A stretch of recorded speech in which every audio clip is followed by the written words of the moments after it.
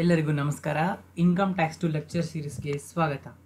This is Sunil Kumar S, assistant professor under department of commerce and management, government first grade college Mulbagal, Kolar district. Dear students, ನಾವು last ಕ್ಲಾಸಲ್ಲಿ 54 EC ಬಗ್ಗೆ ತಿಳ್ಕೊಂಡಿದ್ದೇವೆ. ಈ ಒಂದು ಸೀರೀಸಲ್ಲಿ 54 EC related ಒಂದು ಇಲ್ಯೂಸ್ಟ್ರೇಷನ್ ನಾವು discuss ಮಾಡೋಣ. ಈ ಒಂದು ಇಲ್ಯೂಸ್ಟ್ರೇಷನ್ ಸ್ಪೆಷಾಲಿಟಿ ಏನಪ್ಪ ಅಂದರೆ, ಇದರಲ್ಲಿ 54 ಬರುತ್ತೆ ಮತ್ತು 54 EC ಇದು ಎರಡೂ ಬರುತ್ತೆ. ಆಯಿತಾ? ನೋಡಿ, ಲೆಕ್ಕ ಈ ಥರ ಇದೆ.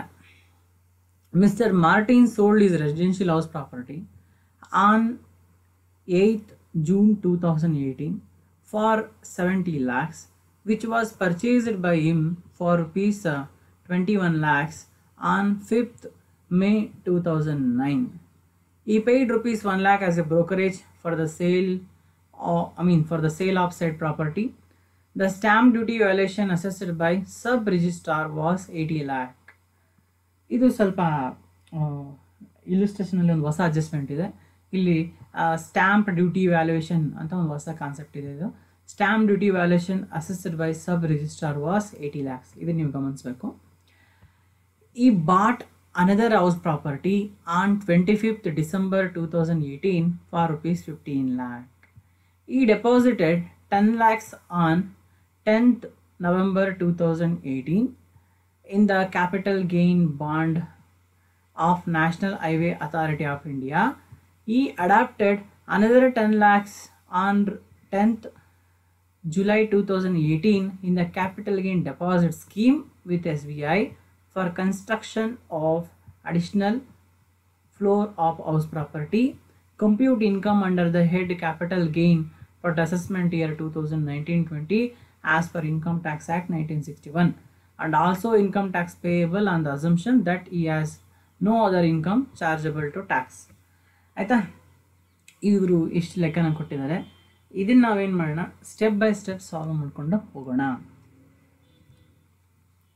ನಾವು ಈಗಾಗಲೇ ಅಂಡರ್ ಸೆಕ್ಷನ್ 54 ಥಿಯರಿ ತಿಳ್ಕೊಂಡಿದ್ದೇವೆ. ಅದೇ ರೀತಿ ಅಂಡರ್ ಸೆಕ್ಷನ್ 54 EC ತಿಳ್ಕೊಂಡಿದ್ದೇವೆ. ಇವೆರಡನ್ನು ಮಿಕ್ಸ್ ಮಾಡಿ ಕೊಟ್ಟಿರ್ತಕ್ಕಂತಹ ಈ ಒಂದು ಇಲ್ಯುಸ್ಟ್ರೇಷನ್, ಇದನ್ನು ನಾವೇನು ಮಾಡೋಣ, ಈಗ ಡಿಸ್ಕಸ್ ಮಾಡೋಣ. ಮೊದಲನೇದಾಗಿ solution, point by point solution discuss ಮಾಡೋಣ. First point A.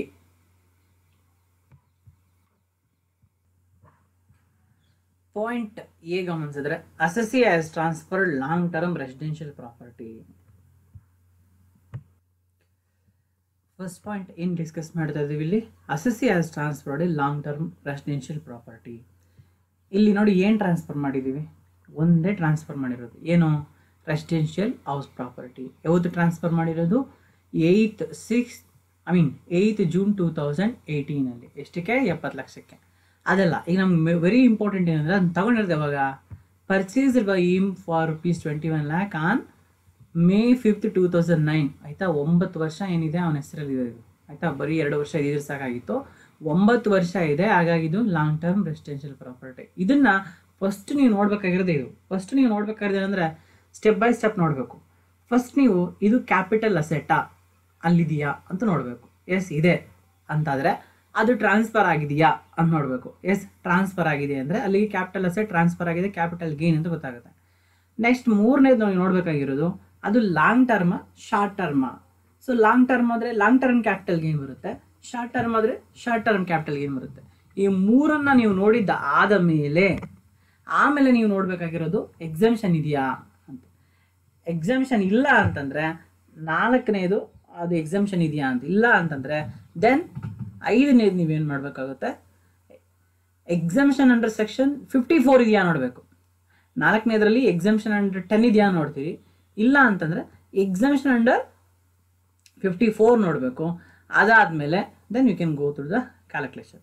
ಇನ್ನೊಂದು 5 ಪಾಯಿಂಟನ್ನು ನೀವು ಗಮನಿಸಿ ಆಮೇಲೆ ನೀವೇನು ಮಾಡಬೇಕಾಗುತ್ತೆ, ಕ್ಯಾಲ್ಕುಲೇಷನ್ಸ್ಗೆ ಹೋಗ್ಬೇಕಾಗುತ್ತೆ. ಇದನ್ನ ಸ್ಟೆಪ್ ಬೈ ಸ್ಟೆಪ್ ನೀವು ಚೆನ್ನಾಗಿ ನೆನಪಿಟ್ಕೊಳ್ಳಿ. ಫಸ್ಟ್ ಒನ್ ಕ್ಯಾಪಿಟಲ್ ಅಸೆಟ್ಟಾ ಅಂತ ನೋಡಬೇಕು, 2ನೇದು ಟ್ರಾನ್ಸ್ಫರಾ ಅಂತ ನೋಡಬೇಕು. ಆಯಿತಾ? ಥರ್ಡ್ ಒನ್ ಬಂದು ನೀವು ಅಂಡರ್ ಸೆಕ್ಷನ್ 10 ಎಕ್ಸಮ್ಷನ್ ಇದೆಯಾ ಅಂತ ನೋಡಬೇಕು. ಆಮೇಲೆ ಇಲ್ಲ ಅಂತ ಗೊತ್ತಾದರೆ next there will be a capital gain. ಆ capital gain short term long term ಅಂತ ನೋಡೋದಕ್ಕೆ property long term short term ಅಂತ ನೋಡಬೇಕು. ಆ್ಯಂಡ್ ಲಾಸ್ಟ್ 5th ಒನ್ ಬಂದು ಈ ಒಂದು ಕ್ಯಾಪಿಟಲ್ ಗೇನ್ ಕ್ಯಾಲ್ಕುಲೇಟ್ ಆಗುತ್ತೆ. ಇದಕ್ಕೆ ಅಂಡರ್ ಸೆಕ್ಷನ್ 54 ಎಕ್ಸಂಪ್ಷನ್ ಇದೆಯಾ ಇಲ್ವಾ, ಇದ್ರೆ ಯಾವುದ್ರಲ್ಲಿ ಬರುತ್ತೆ, 54 ಸೀರೀಸಲ್ಲಿ ಯಾವುದ್ರಲ್ಲಿ ಬರುತ್ತೆ ಅದನ್ನು ನಾವು ನೋಡ್ಕೊಳ್ಬೇಕಾಗುತ್ತೆ. ಈಗ ಫಸ್ಟ್ ಒನ್ ಏನು, ಇದು ನಾವು ತಿಳ್ಕೊಂಡಿದ್ದು ಕ್ಯಾಪಿಟಲ್ ಅಸೆಟ್ ಇದೆ, ಟ್ರಾನ್ಸ್ಫರ್ ಆಗಿದೆ, ಸೋಲ್ಡ್ ಅಂತ ಇಲ್ಲಿ ಹೇಳಿದ್ದೇನೆ. ಮತ್ತು ಇದು ಅಂಡರ್ ಸೆಕ್ಷನ್ 10 ಯಾವುದು ಬಂದಿಲ್ಲ, 3rd ಸ್ಟೆಪ್ ಮುಗೀತು. 4th ಸ್ಟೆಪ್ ನಾವು ಡಿಸ್ಕಸ್ ಮಾಡ್ತಾ ಇದ್ದೀವಿ, ಅದು long term capital, short term capital asset. ನೋಡಿದರೆ ಗೊತ್ತಾಯ್ತು ನಮಗೆ, ಇದು long term capital asset. Next ಆಮೇಲೆ ಅಂಡರ್ ಸೆಕ್ಷನ್ 54 ಎಕ್ಸಂಪ್ಷನ್ ಇದೆಯಾ ಇಲ್ವಾ ಅಂತ ಲಾಸ್ಟಲ್ಲಿ ನೋಡೋಣ. ಇಲ್ಲಿ ಒಂದು ಹೊಸ ಪಾಯಿಂಟ್ ಇದೆ, ಇದನ್ನು ನಾವು ಅಂಡರ್ ಸೆಕ್ಷನ್ 54 ಇಲ್ಲುಸ್ಟ್ರೇಷನ್ಸ್ ಈ ಮೊದಲು ಮಾಡಿದಾಗ ಗಮನಿಸಿರಲಿಲ್ಲ, ಇದು ಬಂದಿರಲಿಲ್ಲ. ದ ಸೇಲ್ ಪ್ರೈಸ್ ಈ 70 lakhs. ಎಷ್ಟಿಗೆ ಮಾರಿರೋದವನು 70 lakhsಗೆ ಮಾರಿದ್ದಾನೆ, ಹೌದಾ? ಇಲ್ಲೇ ಕ್ಲಿಯರಾಗಿ ಮೆನ್ಷನ್ ಮಾಡಿದ್ದಾರೆ, ಈ ಸೋಲ್ಡ್ ಫಾರ್ 70 lakhs ಅಂತಿದೆ. And stamp duty value is 80 lakh. ಅವನೇನು ಮಾಡಿದ್ದಾನೆ, ಮಾರಿದಾಗ ಸ್ಟ್ಯಾಂಪ್ ಡ್ಯೂಟಿ ವ್ಯಾಲ್ಯೂ ಮಾಡಿಸ್ತಾರೆ, ಆಯಿತಾ? I mean stamp duty value ಎಷ್ಟಿದೆಪ್ಪ ಅಂದರೆ 80 lakhs ಇದೆ. ಅಲ್ಲೇ ಕ್ಲಿಯರಲ್ಲಿ ಮೆನ್ಷನ್ ಮಾಡಿದ್ದಾನೆ, ಏನಂತ, the stamp duty valuation assessed by sub registrar was 80 lakhs. Sub registrar ಏನು ಮಾಡಿದ್ದಾನೆ, ಇದಕ್ಕೆ 80 ಲಕ್ಷ ಬೆಲೆ ಇದೆ ಅಂತ ಅವನು ಡಿಸೈಡ್ ಮಾಡಿದ್ದಾನೆ. ಈಗ ಎರಡೂ ಕೊಟ್ಟಿದ್ದಾಗ, ಸೇಲ್ ಪ್ರೈಸು ಸ್ಟ್ಯಾಂಪ್ ಡ್ಯೂಟಿ ಎರಡೂ ಕೊಟ್ಟಿದ್ದಾಗ ನೀವು ಯಾವ್ದು ತೊಗೊಬೇಕು ನೋಡಿ, ಇಲ್ಲಿದೆ. ಸೊ 105% ಆಫ್ ಸೇಲ್ ಪ್ರೈ, ಅವಾಗ ನೀವು ನೋಡಿ 70 lakhs sale price, 80 lakh rupees stamp duty sale ಕೊಟ್ಟಿದೆ. ನೋಡಿ ಇವು ನಿಮಗೆ ಸೇಲ್ ಪ್ರೈಸು ಸ್ಟ್ಯಾಂಪ್ ಡ್ಯೂಟಿ ಎರಡೂ ಕೊಟ್ಟಿದ್ದಾಗ ನೀವೇನು ಮಾಡಬೇಕಂತಂದರೆ 105% ಆಫ್ ಸೇಲ್ಸ್ ಪ್ರೈಸ್ನ ಕಂಡುಹಿಡಬೇಕು. ನೀವು 105% ಆಫ್ ಸೇಲ್ಸ್ ಪ್ರೈಸ್ನ ಕಂಡುಹಿಡಿದು ಆ 105% ಆಫ್ ಸೇಲ್ಸ್ ಪ್ರೈಸು ಸ್ಟ್ಯಾಂಪ್ ಡ್ಯೂಟಿನ ಕಂಪೇರ್ ಮಾಡಬೇಕು, ಸ್ಟ್ಯಾಂಪ್ ಡ್ಯೂಟಿ ವ್ಯಾಲ್ಯೂನ ಕಂಪೇರ್ ಮಾಡಬೇಕು. ಆವಾಗ ಯಾವುದು ಜಾಸ್ತಿ ಇದ್ದರೆ ಅದನ್ನು ನೀವೇನು ಮಾಡಬೇಕಾಗುತ್ತೆ, ಕನ್ಸಿಡರ್ ಮಾಡಬೇಕಾಗುತ್ತೆ. ನೋಡಿ ಇಲ್ಲಿ, since the 105% of sales price ಎಷ್ಟಾಗುತ್ತೆ ಅಂದರೆ 70 lakhsನ 105% ಇನ್ಕ್ರೀಸ್ ಮಾಡಿದ್ರೆ 73,50,000 ಆಯಿತು. 73,50,000 and 80 lakhs, which ever is highest year 80 lakhs. ಹಾಗಾಗಿ ಅದನ್ನೇ ತೊಗೊಬೇಕು. ಅದೇ 73,50,000 ಆದರೆ ನೀವು ಇದನ್ನೇ ತೊಗೊಬೇಕಾಗಿತ್ತು, ಆಯಿತಾ? ಇದು ಬರೀ ಯಾವಾಗ ಮಾಡಬೇಕು, ಯಾವಾಗಂದರೆ sales price plus stamp duty value ಎರಡೂ ಕೊಟ್ಟಿದ್ದಾಗ ಮಾತ್ರ, ಆಯಿತಾ? ಬರೀ ಒಂದೇ ಸೇಲ್ಸ್ ಕನ್ಸಿಡರೇಷನ್ ಕೊಟ್ಟಿದ್ದಾರೆ ಅಂದರೆ ಹಿಂಗೆ ಮಾಡೋಂಗಿಲ್ಲ, ನಾವು ಆಲ್ರೆಡಿ ಮಾಡಿದ್ದೀವಲ್ಲ ಓಲ್ಡ್ ಟೈಪಲ್ಲಿ, ಬರೀ ಅದನ್ನೇ ಕನ್ಸಿಡರ್ ಮಾಡಬೇಕು. ಯಾವಾಗ ನಿಮಗೆ sales price and stamp duty value ಎರಡೂ ಕೊಟ್ಟಿದ್ದಾನೆ, that time you want to ಆವಾಗ ನೀವೇನು ಮಾಡಬೇಕು, 105% ಆಫ್ ಸೇಲ್ಸ್ ಪ್ರೈಸ್ ಮಾಡಿ ಕಂಪ್ಯಾರಿಸನ್ ಮಾಡಿ ವಿಚ್ ಎವರ್ ಇಸ್ ಹೈಯೆಸ್ಟ್ ಅದನ್ನು ತೊಗೊಬೇಕು. Since the stamp duty value existing 105%, ನೋಡಿ ಇಲ್ಲಿ 105% ಆಫ್ ಸೇಲ್ಸ್ ಪ್ರೈಸ್ ಅಂದರೆ 73,50,000 ಆಗುತ್ತೆ. ಅದನ್ನೇ ಕಂಪೇರ್ ಮಾಡಿ 80 lakhsಗೆ, ಅವಾಗ ಏನಾಗುತ್ತೆ, ಯಾವ್ದು ಜಾಸ್ತಿ, still 80 lakh is only more of sales price. ಹಂಗಾಗಿ ನೀವು ಅದನ್ನೇ ತೊಗೊಬೇಕು. The stamp duty value must be take as sales consideration is accordance with the provision under section 50C. Hence the sales consideration must be taken as 80 lakh. ಆಯಿತಾ? ನೀವೇನು ನೋಡಬೇಕು, 80 lakhsನ ತಗೊಳ್ಳಿ. ಅಕಸ್ಮಾತಾಗಿ ಈ ಒಂದು ಸ್ಟ್ಯಾಂಪ್ ವ್ಯಾಲ್ಯೂ ಈ ಒಂದು 105%ಗಿನ ಕಡಿಮೆ ಇದ್ದಿದ್ರೆ ಆಗ ನೀವೇನು ಮಾಡಬೇಕಾಗಿತ್ತು, 105% ತೊಗೊಬೇಕಾಗಿತ್ತು. ಓಕೆ, ನೆಕ್ಸ್ಟ್ ಪಾಯಿಂಟ್ ಇನ್ನೊಂದು ಅನಾಲಿಸಿಸಲ್ಲಿ ನೋಡೋದಾದರೆ, since assessee investing in new residential house by transferring A long term residential house is eligible under the exemption under section 54. The purchase of new house is made within the prescribed time limit. Further, he has also made a deposit in capital gain account scheme within the date of furnishing return of income, which is also eligible for exemption under section 54. ಇಲ್ಲಿ ನೋಡಿ, ನೀವು ಲೆಕ್ಕ ನೋಡಿ, ಗಮನಿಸಿ ಇಲ್ಲೇನಾಯಿತು ಅಂತ. Residential house ಪ್ರಾಪರ್ಟಿನ ಮಾರಿದ್ದಾನೆ, ಆಯಿತಾ? ಆ ಮಾರಿ ಬಂದಿರೋ ದುಡ್ಡು ಏನು ಮಾಡಿದೆ ನೋಡಿ, ಈ bought another house property on 25/12/2018. So ನಿಮ್ಗೆಲ್ಲರಿಗೂ ಗೊತ್ತಿದೆ, ರೆಸಿಡೆನ್ಷಿಯಲ್ ಹೌಸ್ ಪ್ರಾಪರ್ಟಿನ ಮಾರಿ ಇನ್ನೊಂದು ರೆಸಿಡೆನ್ಷಿಯಲ್ ಹೌಸ್ ಪ್ರಾಪರ್ಟಿನ ತಗೊಂಡ್ರೆ ಅವ್ನಿಗೇನಾಗುತ್ತೆ, ಅಂಡರ್ ಸೆಕ್ಷನ್ 54 ಎಕ್ಸಂಪ್ಷನ್ ಸಿಗುತ್ತೆ. ಅಷ್ಟೇ ಅಲ್ಲದೆ ಅವನು ಇಲ್ಲಿ ಇನ್ನೊಂದು ಮಾಡಿದ್ರು ನೋಡಿ, ಈ deposited another 10 lakh rupees in the capital gain deposit scheme with SBI ಅಂತ. ಆ ಬಂದಿರತಕ್ಕಂಥ ದುಡ್ಡನ್ನ ಅವನೇನು ಮಾಡಿದ್ದಾನೆ ಹೇಳಿ, ಕ್ಯಾಪಿಟಲ್ ಗೇನ್ ಅಕೌಂಟ್ ಸ್ಕೀಮಲ್ಲಿ ಡೆಪಾಸಿಟ್ ಮಾಡಿದಾನ, 10 ಲಕ್ಷ ರೂಪಾಯಿ ಮಾಡಿದ್ದಾನೆ. ಇಲ್ಲಿ ಅವನಿಗೆ ಅಂಡರ್ ಸೆಕ್ಷನ್ 50 2 ಎಕ್ಸಂಪ್ಷನ್ ಸಿಗುತ್ತೆ. ಒಂದು 15 ಲಕ್ಷ ರೂಪಾಯಿ ಏನೋ ಡೈರೆಕ್ಟ್ಲಿ ಪರ್ಚೇಸ್ಡ್ ಅಸೆಟ್, ಎರಡನೇದು ಕ್ಯಾಪಿಟಲ್ ಗೇನ್ ಅಕೌಂಟ್ ಸ್ಕೀಮಲ್ಲಿ 10 ಲಕ್ಷ ಇಟ್ಟಿದ್ದಾನೆ, ಅದು ಅವ್ನು ಎಕ್ಸಾಮ್ಷನ್ ಸಿಗುತ್ತೆ. ಮತ್ತು ಆ 10 ಲಕ್ಷ ನಾವು ಮುಂದೆ ವಿತ್ಡ್ರಾ ಮಾಡ್ಕೊಂಡೇನು ಅಡಿಷ್ನಲ್ ಫ್ಲೋರ್ ಏನೋ ಕಟ್ಸ್ತಾನಂತೆ ಅದ್ರ ಮೇಲೆ. ಓಕೆ ಫೈನ್, ಅಂದರೆ ಅವನೇನೋ ಆ ಡ್ಯೂರೇಷನ್ ಒಳಗಡೆ ಅದನ್ನ ಬಳಸ್ಕೊಂಡಿರ್ಬೇಕು. 3 ವರ್ಷ ಟೈಮ್ ಇರುತ್ತೆ ಅವನಿಗೆ, ಅದ್ರೊಳಗಡೆ ಈ 10 ಲಕ್ಷ ಬಳಸ್ಕೊಂಡಿರ್ಬೇಕು. ಇಲ್ಲ ಅಂದರೆ ಆಮೇಲೆ ವಿತ್ಡ್ರಾ ಮಾಡ್ಕೊತೀವಿ, ಅದೊಂದು ಲೆಕ್ಕ ಮಾಡಿದ್ದೀವಿ ಆಯಿತಾ. ಇವಾಗ ಸದ್ಯಕ್ಕೆ ಅವನಿಗೆ 2 ಎಕ್ಸಾಮ್ಷನ್ ಸಿಗುತ್ತೆ. 15 ಲಕ್ಷ ರೂಪಾಯಿ ಒಂದು ಮನೆ ಕಟ್ಟಿರೋದು, ಇನ್ನೊಂದು 10 ಲಕ್ಷ ರೂಪಾಯಿ ಡೆಪಾಸಿಟ್ ಮಾಡಿದ್ದಾನೆ. ಮುಂದೆ ಅದನ್ನ ವಿತ್ಡ್ರಾ ಮಾಡಿ ಮನೆ ಮೇಲೆ ಇನ್ನೊಂದು ಫ್ಲೋರ್ ಕಟ್ಸ್ತಾನಂತೆ. ಹಂಗಾಗಿ ಅವ್ನಿಗೆ 25 ಲಕ್ಷ ರೂಪಾಯಿ ಎಕ್ಸಾಮ್ಷನ್ ಸಿಕ್ತು ಅಂಡರ್ ಸೆಕ್ಷನ್ 54. ಆಮೇಲೆ ನೀವು ಇನ್ನೊಂದು ವಿಚಾರ ಗಮನಿಸ್ಬೋದಿಲ್ಲ. By transferring any long-term capital asset, if investment are made in bonds of REC and NHEI, exemption can be claimed under section 54AC. ನೋಡಿ, ನಾವು 54DC ಅಲ್ಲಿ ತಿಳ್ಕೊಂಡಿದ್ವಿ. ಏನು ಹೇಳಿ? Transferring of any long term capital asset but investing in bonds of REC, NHEI or central government notified bonds will get exemption under section 54AC ಅಂತ ನಾವು ತಿಳ್ಕೊಂಡಿದ್ವಿ, ಹೌದಾ? ಮತ್ತು ಅಲ್ಲ ನಿಮ್ಗೆ ಇನ್ನೊಂದು ಪಾಯಿಂಟ್ ಹೇಳಿದ್ದೆ, ಏನಂದರೆ ಈಗ ಅಸೆಸ್ಮೆಂಟ್ ಇಯರಿಂದ long term any long term capital asset ಅಲ್ಲ, ಬರೀ ಲ್ಯಾಂಡ್ ಆ್ಯಂಡ್ ಬಿಲ್ಡಿಂಗ್ ಅಂತ ಹೇಳ್ಬಿಟ್ಟು ಹೇಳಿದ್ದೆ, ಹೌದಾ? ಆದರೆ ಸದ್ಯಕ್ಕೆ ಇಲ್ಲಿ ಗಮನಿಸಿ, ಈ ಡೆಪಾಸಿಟೆಡ್ ₹10 lakh ಆನ್ 10/11/2018 ಆಯಿತಾ. ಯಾವಾಗ ಒಂದು ಡೆಪಾಸಿಟ್ ಮಾಡಿರೋದು, ಯಾವ ಇಯರಲ್ಲಿ ಇದನ್ನು ಡೆಪಾಸಿಟ್ ಮಾಡಿರೋದು ಅವನು? ಈ has been deposit in the year 17-18, ಹೌದಾ? 17-18 ಅವನು ಏನು ಮಾಡಿದ್ದಾನೆ? ಡೆಪಾಸಿಟ್ ಮಾಡಿರೋದು. ಅಂದರೆ 1920 only land and building, okay. But before that only any capital asset ಆಗ್ತಾ ಇತ್ತು, ಆಯಿತಾ. ಹಂಗಾಗಿ ಅವನೇನು ಮಾಡಿದ್ದಾನೆ? Capital gain bond of national highway authority of ಇಂಡಿಯಾದಲ್ಲಿ ಏನು ಮಾಡಿದಾನೆ? ಅವನು ಡೆಪಾಸಿಟ್ ಮಾಡಿದ್ದಾನೆ. ಡೆಪಾಸಿಟ್ ಮಾಡಿದ್ರೆ ಅವ್ನಿಗೆ ಎಕ್ಸಮ್ಷನ್ ಸಿಗುತ್ತಲ್ಲ ಅಂಡರ್ ಸೆಕ್ಷನ್. ಯಾವತ್ತು ಡೆಪಾಸಿಟ್ ಮಾಡಿರೋದು? 10/11/2018. ಆ್ಯಕ್ಚುಲಿ ಅಲ್ಲೊಂದು ನಮ್ಗೊಂದು ಕಂಡೀಷನ್ ಇದೆ, ವಿತಿನ್ 6 ಮಂತ್ಸಲ್ಲಿ ಮಾಡಬೇಕು ಅಂತ. ಅವ್ನು ಟ್ರಾನ್ಸ್ಫರ್ ಮಾಡಿರೋದು ಇಲ್ಲಿ ನೋಡಿ, ಇಲ್ಲಿ 8/6/2018, 10/11/2018, 6 ತಿಂಗಳು ಒಳಗಡೆ ಏನು ಮಾಡಿದ್ದಾನೆ ಅವನು? NHEIಯಲ್ಲಿ ಡೆಪಾಸಿಟ್ ಕಂಡೀಷನ್ ಇರೋದು ಈ ಥರ, 6 months or date of filing return whichever is earlier. So 6 months ಒಳಗಡೆ ಅವನು ಏನು ಮಾಡಿದ್ದಾನೆ? ಅವನು ಡೆಪಾಸಿಟ್ ಮಾಡಿಬಿಟ್ಟಿದ್ದಾನೆ. ಹಾಗಾಗಿ this is eligible under exemption. Also 54EC ನೋಡಿ, ಇಲ್ಲಿ 54ಅಲ್ಲಿ ಆಲ್ರೆಡಿ 2 ಎಕ್ಸಮ್ಷನ್ಸ್ ಇದೆ. ಒಂದು ರೆಸಿಡೆನ್ಷಿಯಲ್ ಪ್ರಾಪರ್ಟಿ 15 ಲಕ್ಷದ್ದು, ಆಮೇಲೆ ಇನ್ನೊಂದು ಕ್ಯಾಪಿಟಲ್ ಗೇನ್ ಅಕೌಂಟ್ ಸ್ಕೀಮಲ್ಲಿ ಡೆಪಾಸಿಟ್ ಮಾಡಿ ಮತ್ತೆ ಮುಂದೆ ಏನು ಅಡಿಷನಲ್ ಫ್ಲೋರ್ ಕಟ್ತೀನಿ ಅಂತ ಹೇಳಿದಾನೆ, ಅದೊಂದು 10 ಲಕ್ಷ, 25 ಲಕ್ಷ. ಅದ್ರ ಜೊತೆಗೆ 54ECಯಲ್ಲಿ ಡೆಪಾಸಿಟ್ ಮಾಡಿರ್ತಕ್ಕಂತಹ ಇನ್ನೊಂದು 10 ಲಕ್ಷ. ಟೋಟಲ್ 15 + 10 + 10 ಎಷ್ಟಾಯಿತು? 35 lakhs eligible for exemption. So ಆ ಥರ ಇದನ್ನ ಅನಾಲಿಸಿಸ್ ಮಾಡಿದ್ದೀವಿ. ಲಾಸ್ಟ್ ಅನಾಲಿಸಿಸ್ ಪಾಯಿಂಟ್ ನೀವು ಗಮನಿಸಿದ್ರೆ, in the case assessee has invested in bonds of NHEI within 6 months from the date of transferring original asset. ನೋಡಿದ್ವಲ್ಲ, hence assessee also can claim exemption under section 54EC. ಈಗ ನಾವು ಏನೆಲ್ಲ analysis ಮಾಡಿದ್ವಿ ಅದನ್ನೆಲ್ಲ ಕೂಡ ನಾವೇನು ಮಾಡೋಣ? ಫಾರ್ಮೆಟಲ್ಲಿ ಕ್ಯಾಲ್ಕುಲೇಟ್ ಮಾಡೋಣ. ಸೊ ತುಂಬ ಸಿಂಪಲ್ ಆಗಿದೆ, nothing to think anything more. Analysis ಮುಗಿದ ತಕ್ಷಣ ಇದು ಮುಗೀತಂತಲೇ ಅರ್ಥ. So computation of taxable long term capital gain of mister Mukesh for assessment year 2019-20.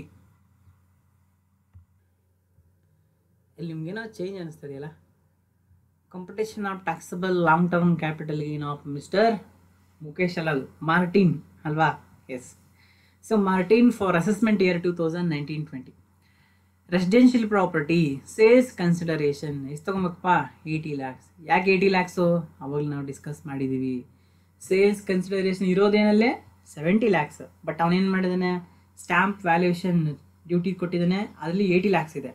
So sales ಕನ್ಸಿಡರೇಷನ್ನ ನಾವೇನು ಮಾಡ್ಬೇಕು? ಅವಾಗ 105% ಮಾಡಿ ಕಂಪೇರ್ ಮಾಡಬೇಕು. ಅವಾಗ ಸೇಲ್ಸ್ ಕನ್ಸಿಡರೇಷನ್ 105% ಜಾಸ್ತಿ ಇದೆಯಾ ಅಥವಾ ನಿಮ್ಮ ಸ್ಟ್ಯಾಂಪ್ ಡ್ಯೂಟಿ ವ್ಯಾಲ್ಯೂ ಜಾಸ್ತಿ ಇದೆಯಾ?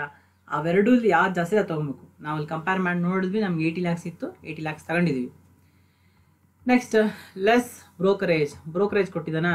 ಎಸ್, ಅವನು ಬ್ರೋಕರೇಜ್ ಕೂಡ ಕೊಟ್ಟಿದ್ದಾನೆ. ನೋಡಿ ಇಲ್ಲಿ ಗಮನಿಸಿ, ಈ paid ₹1 lakh as brokerage for the sale of said property ಅಂತಿದೆಯಾ? ಬ್ರೋಕರೇಜ್ ಕೊಟ್ಟಿದ್ದಾನೆ. ಅದೇನದು? Transfer price.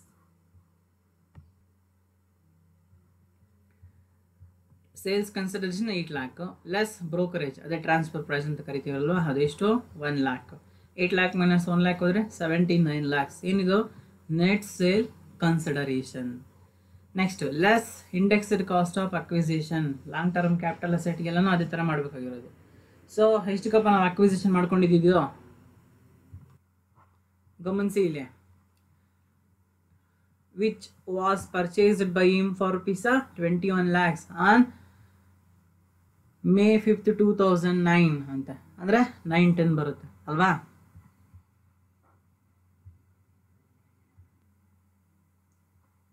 Indexed cost of acquisition in formula, acquisition cost divided by index for the year of 2009-10 ಎಷ್ಟು 148 into index of the year of sale. ಯಾವಾಗ ಮಾರಿದ್ ನಾವು 18-19 so ಎಷ್ಟಿರುತ್ತೆ 18-19 280 normal ಆಗಿ ಇರುತ್ತೆ. ಸೊ 21 lakhs by 148 into 280 ಎಷ್ಟಾಯಿತು 39,72,973.